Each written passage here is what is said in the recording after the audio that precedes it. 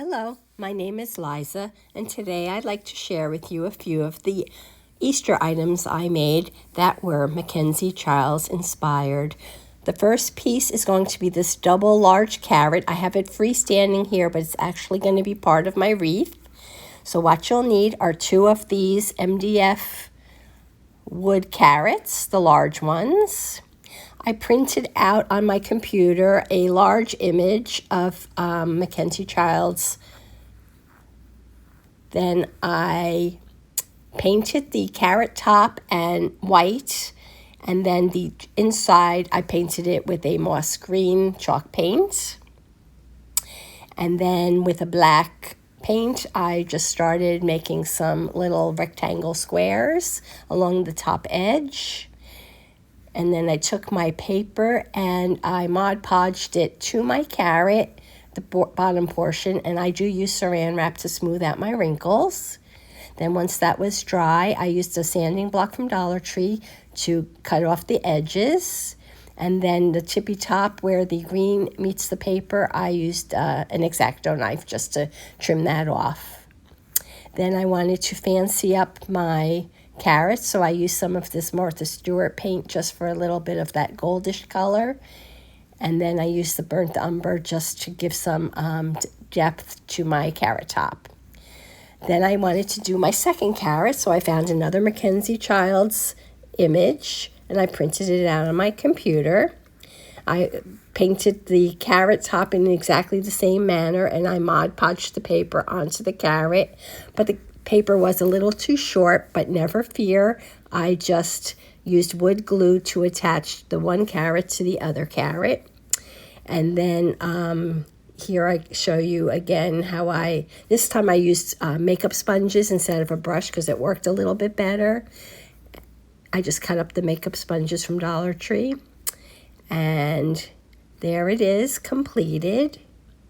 But like I said, I was going to add it to a wreath. So I got some DollarTree floral that were the colors of the Mackenzie Childs paper. And I just separated the stems because I'm going to put a giant bow in between. And I layered all the flowers on top of each other and attached them all with floral tape from DollarTree. And I got all my and here it is sitting in my wreath. And I got all my ribbons from Hobby Lobby, and I did get some actual Mackenzie Childs checkered ribbon just to add that little extra something. Next, for my next project, I wanted to make one of the 3 carrot stacks, but Mackenzie Childs inspired. So of course you're going to need 3 of the carrots. I printed my image again, but this time I made it smaller because, of course, obviously the carrots are smaller. I was able to trace out 2 carrots per image. And then I went ahead and I painted them similarly to how I did the large. I painted the top part with moss green chalk paint and the bottom with pumpkin chalk paint. And then I used some of the burnt umber paint just to make some lines horizontally and vertically just for dimension. And because we're going to have them self-standing, I needed 2 of the Jenga blocks, and I painted them moss green also. Then once my paper was Mod Podged onto my carrots, I sandwiched 1 carrot in between 2 Jenga blocks at a slight angle because I'm going to make them stand, but so they don't tip over, I had to do it this way. And that was my completed carrots. And this one is also 2-sided because I really didn't know where I was going with these carrots, so 2-sided's not bad. So that might be an idea too. Next, I decoupaged some Mackenzie Childs napkins onto some DollarTree eggs. I used the larger of the plastic eggs that DollarTree carries.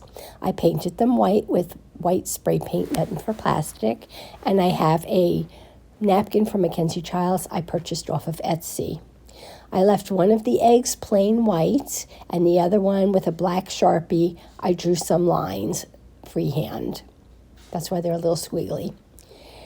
Then for one of the halves, I wanted it to be the checkerboard, so I laid my wrist down on something and I drew a line around it so it was nice and even. And I did colored in the stripes on the one side, and then I started to make the checkerboard on the other half. And I just colored them in with black Sharpies. And there you can see they are complete. Then I had one of the Dollar Tree gold markers, and I tried to just kind of outline the stripes only on the top half. And then it was time to start the Mod Podging of the napkin. So I found a piece that I thought I would like, and I cut it out using my scissors, and then I separated the top portion, and I used Mod Podge to cover the plain white egg. For the other one, I did the same thing. However, I do believe that it didn't work so well on top of the black Sharpie because you can barely make out the image, but it's okay. You know, you learn from your mistakes. And those are my 2 eggs, and I think they still came out pretty nice. As a bonus project, I want to share with you how I took a cheap glasses case from Walmart and turned it into something I'm not embarrassed to open up in front of other people. I received this napkin. I don't know if it's Mackenzie Childs, but it came with my order as a gift, so I thought I would use this for my project. The glass case was blue plastic, so I used this spray paint to make it white. Before I spray painted it, I did put a couple of bags inside the case so I wouldn't get any paint inside the case in case the seal wasn't very tight. Then I opened up my napkin and decided what I was going to use for the top. And then I cut my piece, and once it was cut the same size to cover the top, I removed 2 of the layers, so we're only going to Mod Podge the top layer of the napkin. So I did that. This is the top from the front, and that's the top from the back. While the Mod Podge was drying, I did open the case so it wouldn't accidentally glue shut. Next, it was time to start covering the bottom portion and the bottom portion. So I just took pieces, and first I did one side, and I wanted it to meet that band, so that's why I'm just cutting it in pieces, and I just pieced it all together. And here you can see it's coming together. And I wanted to show you that I do use saran wrap so that I don't have any creases. And that's the back of it, and you can see that it kind of matches. And here's the bottom. Interestingly enough, these are made in the USA. And so here it is, and I put 2 coats of polyacrylic on top of it, and that was my project. And now I have a pretty case, even though it is kind of cheap.